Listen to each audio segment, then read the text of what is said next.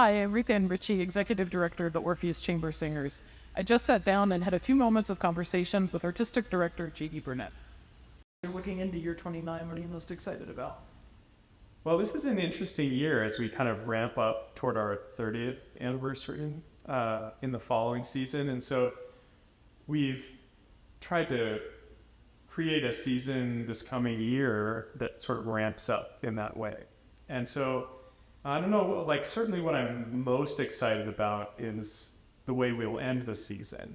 And I'll talk about that in a second, I think. But I'm really excited for the whole season, which will begin with a smaller choir than I have been able to conduct at Orpheus so far. So whereas Orpheus is usually 24 singers plus or minus, we're going to go with slightly smaller choir in October, which would be 16 professional singers. And that program is going to be an interesting one that we're calling Horizons. And it's the title of the program is taken from a significant piece on the program, which I'll talk about in a second.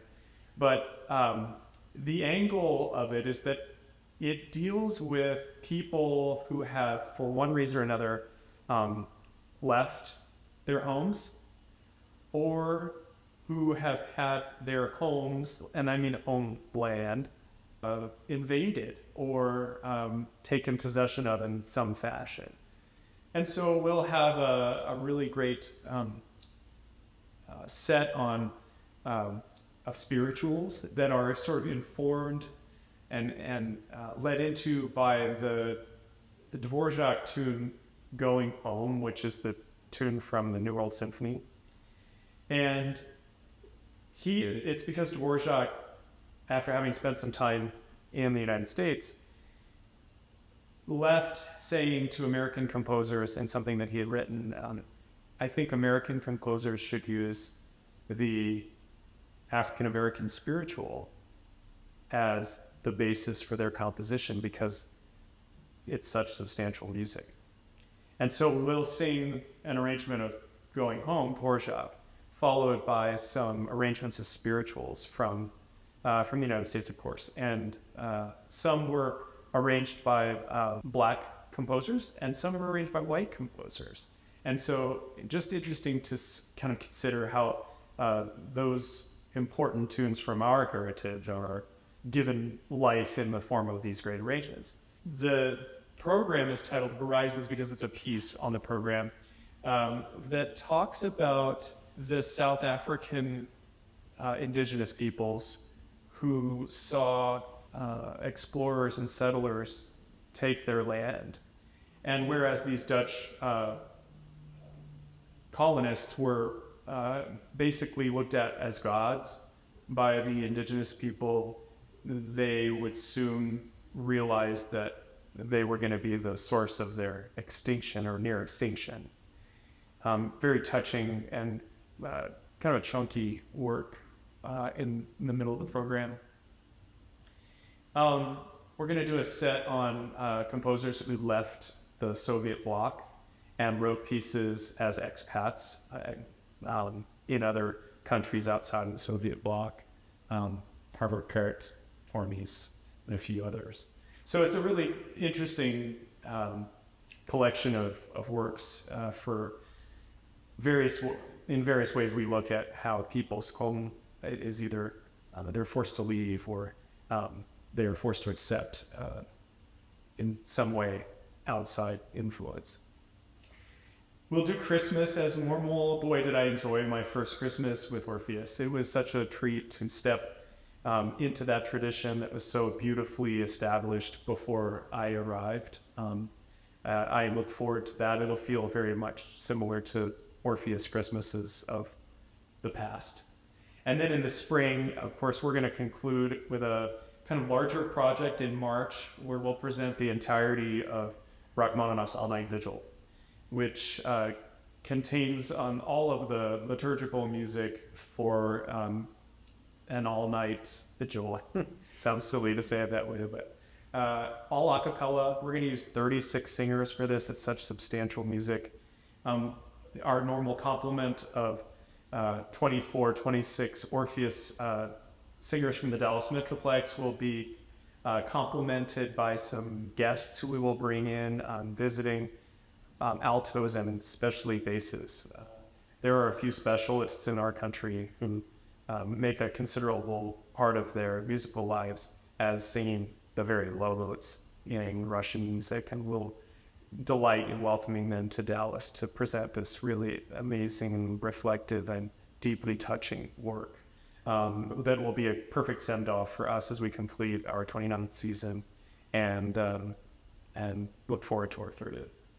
Yeah, it really feels like like you said, this season is kind of anticipatory of the 30th season coming up, and the Rachmaninoff is almost it's a vigil for the 30th season, right? That's going to be this big launching moment for us going forward.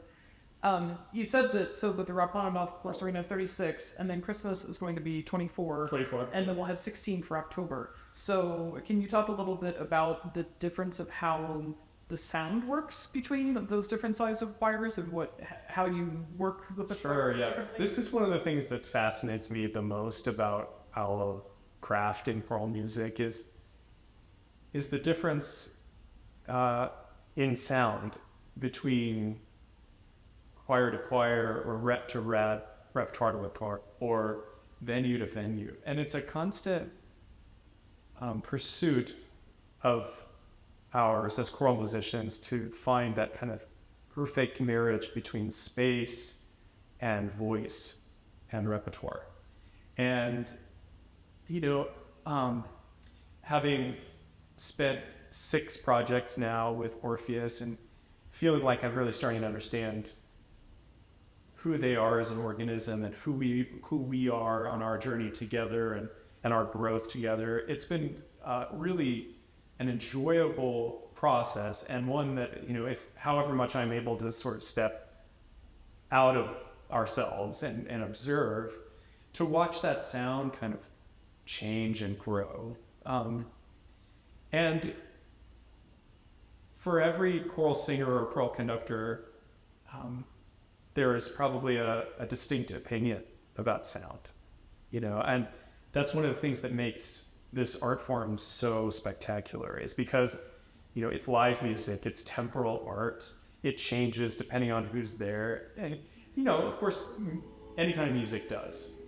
But the voices, the color of the voices are so distinct from person to person, and how you bring those together is what kind of, in many ways, can articulate an identity of a choir.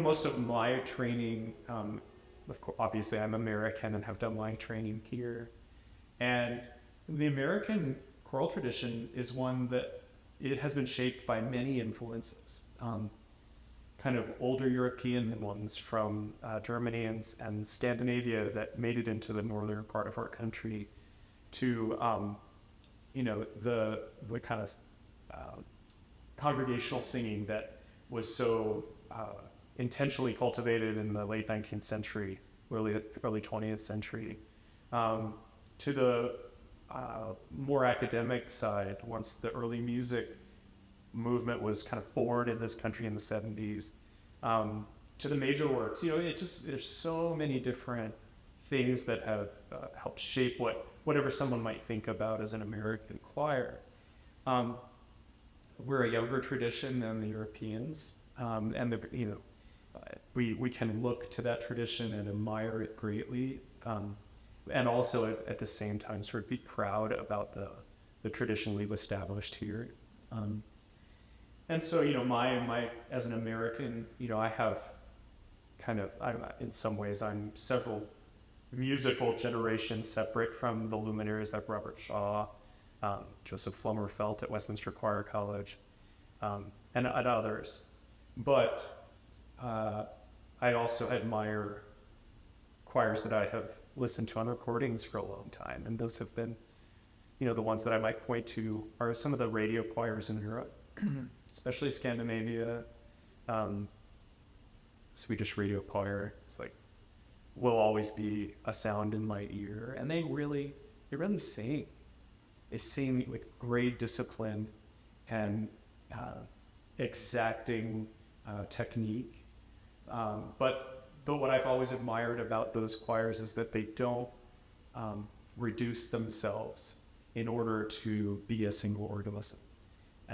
One thing that I feel like I, as a singer myself, have always striven for, it's not a word, is that singers can bring their real vocal personality, their full range of their instrument to their work in a choir, and that we don't have to be reductive in order to create a whole. We can be generative, we can be additive in that way, and then shape that sound. And I'm hearing them more and more in Orpheus, and I just admire it so much. When people feel like they're leading. Everybody's a leader, everybody's a follower. Nobody's a leader, nobody's a follower. It's like that magic little thing that happens when those things are approximated, And so I hear that in our singing. And it was fun, too, to close our last season with an important invited performance for the Association of Anglican Musicians, who were holding their annual conference in Dallas this past year. I don't come from a particularly Anglophile tradition in my choral singing. I love the music of England and the British Isles, but that has not been my singing path, my singing tradition in terms of sound necessarily. And so I felt, of course, like any human would, maybe just a little bit anxious about what would these people think about this? Because then, these are cultured musicians, with a great amount of expertise. And, we decided to deliver them a program of English music sung by this exquisite professional chamber choir that is in residence in Dallas. And it was just so satisfying to see that irrespective of what someone's nuanced preferences are in terms of sound or delivery in some other ways, that performance was so warmly received, and the specificity with which it was sort of praised to our singers, and in some cases to me, I know meant a lot to the group that we could own our version of that music and have it be so welcomed. And so that was you were talking about launching. That was a beautiful way to launch us now into our 29th season. Yeah, that concert was certainly one that was a special experience, I think, to perform for, like you said, so many experts in British choral music and performing in all British music, but being able to present it in your style, but to still, the comments that we got were incredible, and the response that we feel like our singers truly deserve, because we have such a wonderful roster of singers that sing to Orpheus. That's so true, and I just would say, to extol the virtues of these singers a little bit further, the way that, whether it's English music or anything that we might put before them for a project, the way they commit to it, and the way they crave excellence, and excellence in a way that isn't just like robotic, tidy, did I do it right? But just a commitment at a level musically and artistically to convey meaning in some way that can only happen when a number of the singers are kind of sharing that kind of musical attention going forward, linked arm to arm in a program. So it's a special group of folks, and I just so admire their willingness to just do anything that's asked of them. Truly, anything. So let's talk a little bit about the roster, actually, because I know a lot of people don't know how we manage the singers of who's singing when and where, and of course it's a little bit more complicated because we don't live in Dallas, and so we shifted now to this project model. So do you want to talk a little bit about how we actually structure the 10 days of concert? Yeah, sure. And you described it as project model, which is our kind of casual internal conversation, and one that happens throughout the professional choral world. For many, many years, most of residential, and I mean like a choir that lives in a city, the way they rehearsed was a weekly rehearsal, and that's indeed how Orpheus began and operated for many years very successfully. There's been a recent kind of advent of professional choirs that aren't all residents, and so they fly in from various places. And in my case, like here, I don't live here, so I'm a visitor when we do these things. So it was necessary for us to shift things and to operate on a kind of compact timeline where we do all of our rehearsing and performing in the space of about 8 days, which is thrilling. Can feel very much like, I think I've said before, it feels like retreat or choir camp. And when we're doing it well, that's what it is. And so that has necessitated the curation of a master roster. And so what that is basically a deep pool of singers that I have heard sing in an audition form, who I feel like have all the requisite skills and attributes to contribute to Orpheus in the right moment. And so I use that deep pool of singers to populate smaller project choirs of 24, let's say. And it's just incredible, the number of great singers that I have met in Dallas-Fort Worth over the last 2 years now.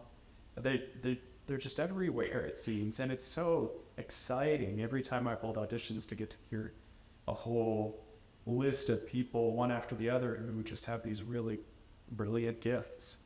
And I wish we could do a concert a week. Like, I wish we could do a project a week so that we could, show off all the amazing talent in this city. So it's been fun to get to know the artists here in Dallas.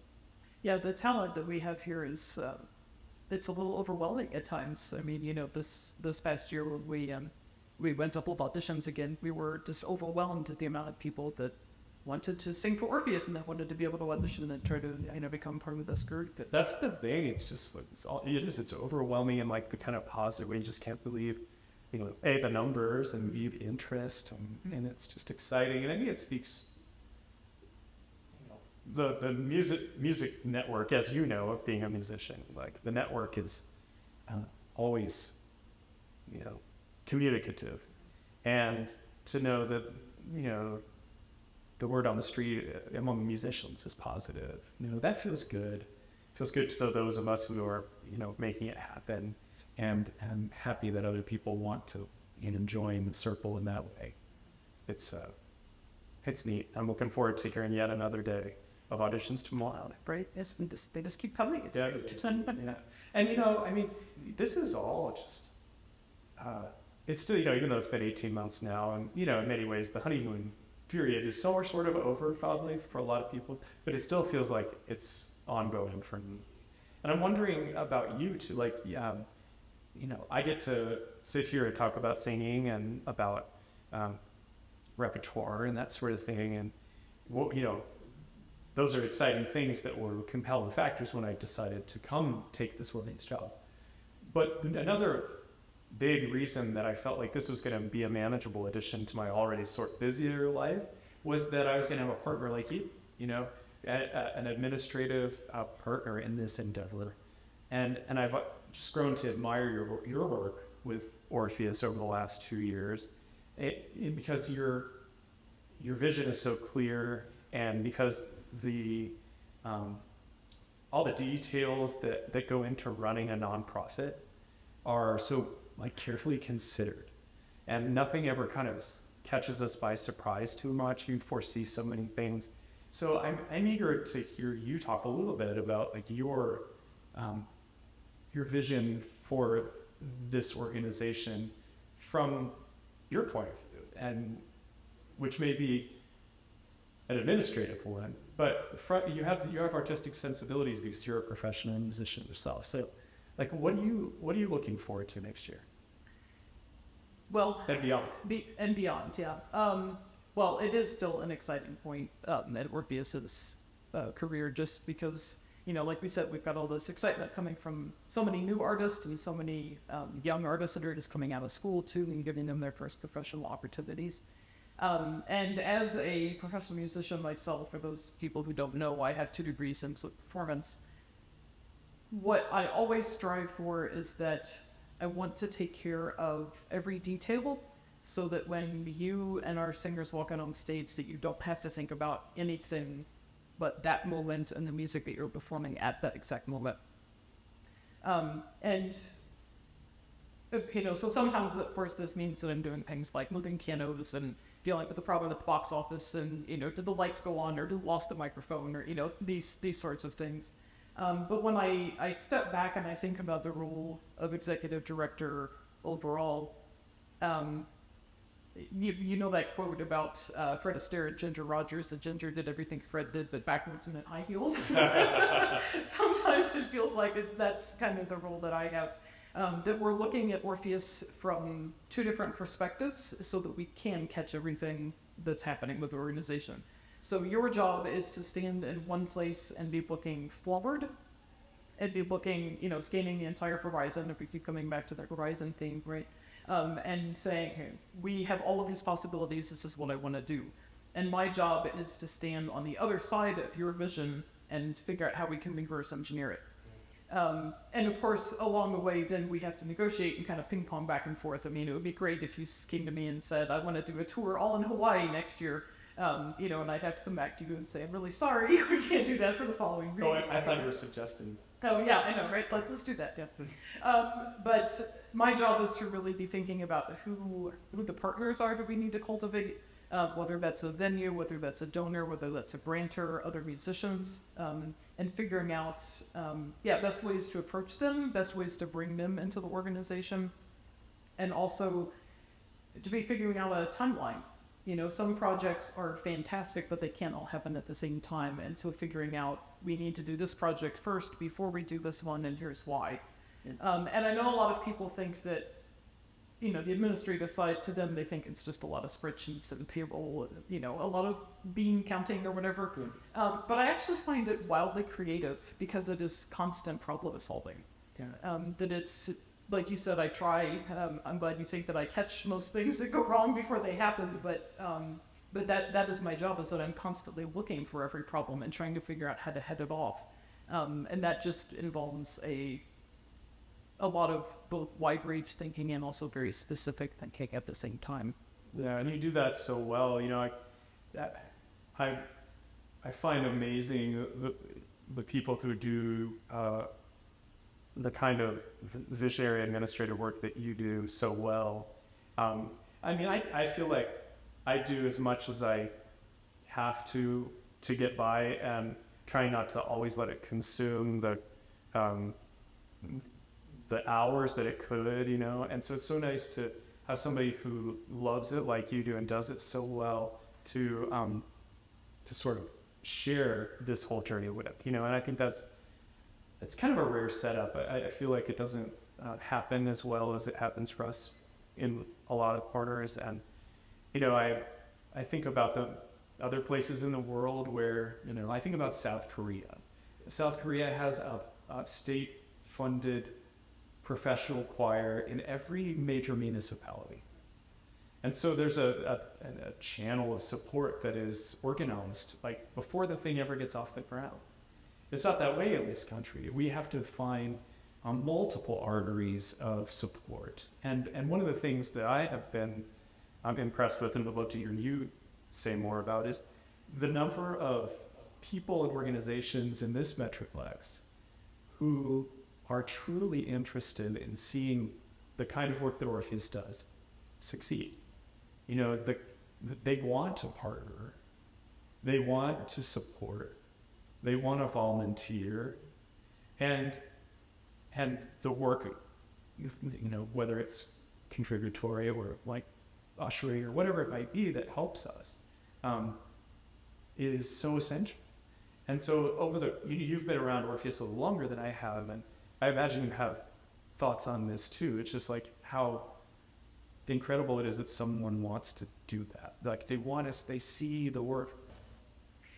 I want to help. Yeah, ever since I've come on just to really learn all about the ways that Orpheus is fit into the Metroplex, and it's it is a beloved institution within the city of Dallas, and our goal, of course, is to just make sure that more and more and more people know about Orpheus and how wonderful it is. And it's really exciting to be able to go out and to talk to people and tell them what we're doing. And even at the last concerts when I announced that we were going to be performing the Rachmaninoff Vespers, and there was that collective out of the audience. Those moments are those are kind of profound moments because it starts to build the anticipation, of the audience. And I mean, we've been really pleased that in the past, just since the pandemic and we've returned to live concerts, I mean, we're really building a new, younger audience that is coming. Yeah. And I know the choral music in general across the U.S. is really, it's really taking off, right? I mean, it's becoming a very popular art form.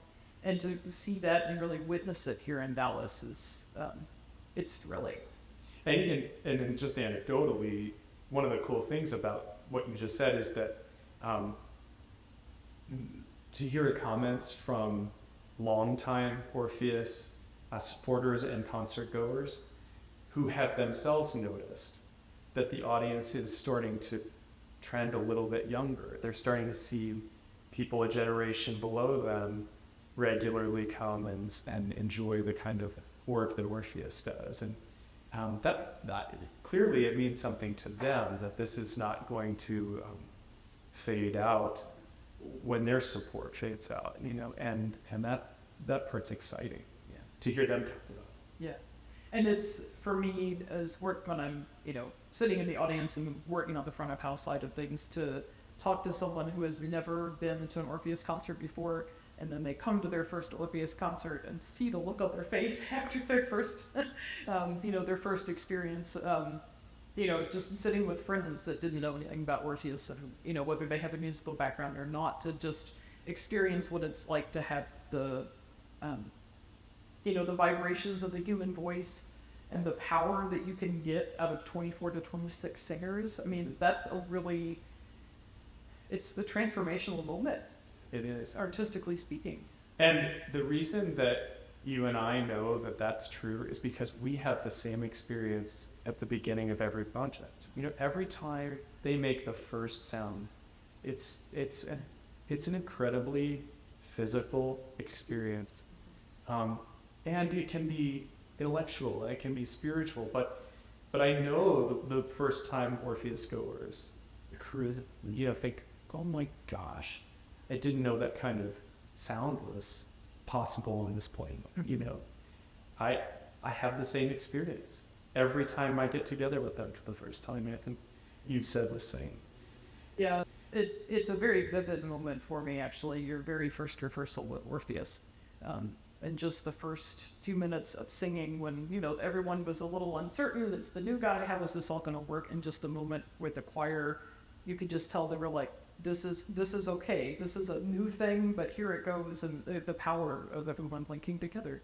Yeah, it is a little bit of a risk, isn't it? Like we all take every time it starts, and that first one, everybody's like, how's it gonna go? It's about to happen. Right? And then it was, most of it was. So, yeah, it's been a great time. I can't wait for the season, can't wait for 30th season, and just to watch the organization continue to grow because of the work of our artists and your work. And your work. And I work too. You do, yeah. So, yeah, just an exciting time. Hi, friends. Please join us for season 29 of beautiful choral music sung by the Orpheus Chamber Singers.